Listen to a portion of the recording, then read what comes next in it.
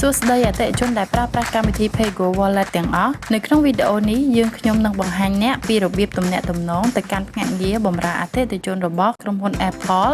ដើម្បីដោះស្រាយបញ្ហាជាមួយ Apple ID ឬបញ្ហាដែលពាក់ព័ន្ធនឹង Virtual Mastercard បើកចូលទៅកាន់ browser របស់អ្នកហើយវាយពាក្យ getsupport.apple.com ជ្រើសរើសពាក្យ Asia Pacific ជ្រើសរើសពាក្យ Philippine English ជ្រើសរើសពាក្យ Apple ID បន្ទាប់មកចុចពាក្យ iTunes Store and App Store ជ្រើសរើសពាក្យ Billing or Payment Question បន្ទាប់មកចុចពាក្យ Chat Button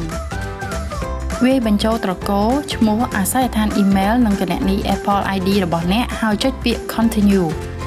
វាអាស្រ័យទៅលើ Internet Browser ដែលអ្នកកំពុងប្រើប្រាស់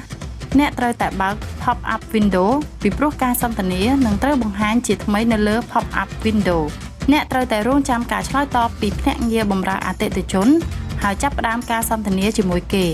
អ្នកគ្រាន់តែពន្យល់ពីបញ្ហារបស់អ្នកហើយខាងភ្នាក់ងារ Apple នឹងស្វែងរកដំណោះស្រាយដ៏ល្អមួយសម្រាប់អ្នក